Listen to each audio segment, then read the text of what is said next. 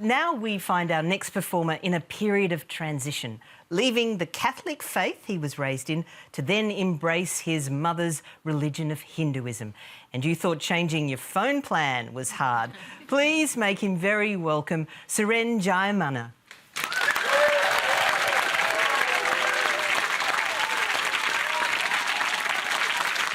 Yes. Hello. Very good to be here. Great to be here. Oh, my God, how nice is this? Sorry, oh, my God is what I used to say. Now I say, oh, my gods. Great to be here. Very good to be here. I'm not actually even a comedian. Just came here to have my depression cured. Very fun to be here. I am. My dad decided the family is Catholic. Mum's side of the family is Hindu, and we were raised Catholic, right? We were raised Catholic. I don't know if you know what happens in migrant families when there's a disagreement between the dad and the mum. What will usually happen is mum and dad will sit down and have a very reasoned discussion. They'll talk through the nuances. And then, you know, dad always wins. So I was raised Catholic, but I've let it lapse, to be honest. I've let it lapse. Too many subscriptions. Too many subscriptions. There was $3 a month. I was putting $3 a week. Sorry, I'll do that again. Too many subscriptions. $3 a week I was putting in that little basket. Every week, $3. That's $12 a month.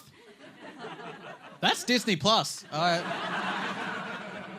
That's Disney Plus, and I'm still waiting for season 2 of Jesus, but I've seen season 2 of The Bear, you know? Let it lapse. I've been dabbling in Hinduism a little bit, partly, you know, I'll tell you why. I wanted to think about God again, and I picked up this book, the Bhagavad Gita. And I picked it up partly because Mum's Hindu, but also it is by far the smallest one. Look at that, it's so skinny. It's like 8 pages. That's so small. But I've been reading the Bhagavad Gita, trying to learn about God. And for those of you who don't know anything about it, I'll give you a little... I'll make it even shorter for you. It's basically a story about a guy called Arjuna. He's the hero of this story. He's the greatest warrior in the world.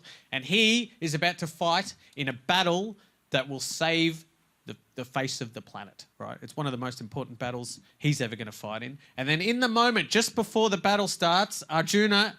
he does this. He goes, I don't think I can do it.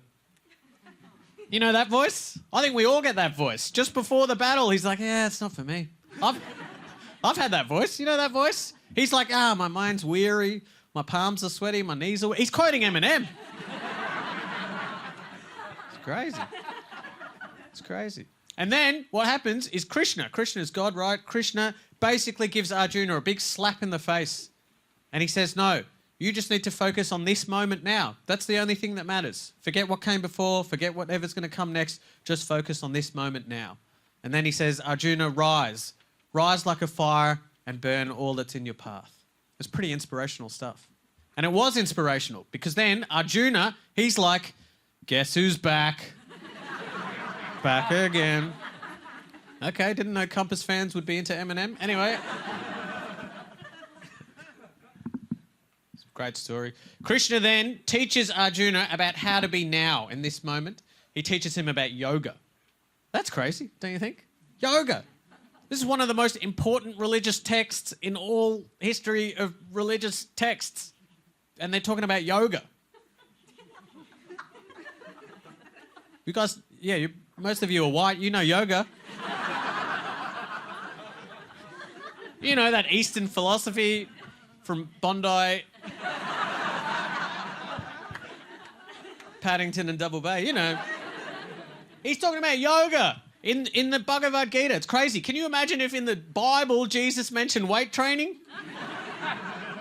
Just the Sermon on the Mount, and Jesus went to the top of the mount and the disciples gathered round and Jesus said, lo, is where I would have been, but I didn't skip leg day and now I'm high. Hey, you gotta do CrossFit if you want to be fit on that cross. That's...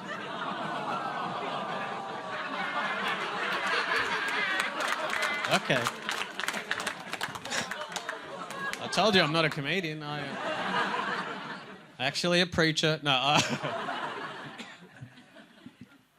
Krishna then teaches Arjuna how to meditate, right, which is beautiful. By the way, when I'm talking about yoga, it's different in this book. It's not the yoga we all think about.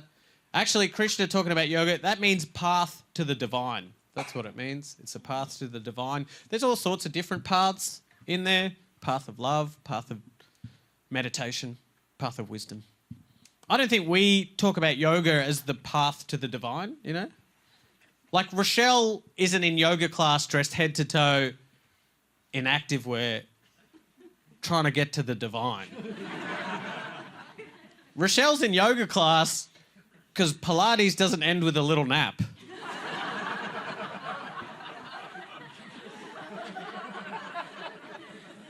So then Krishna teaches Arjuna about meditation, and I think everyone should meditate. This is where I learnt to meditate. I think everyone should do it.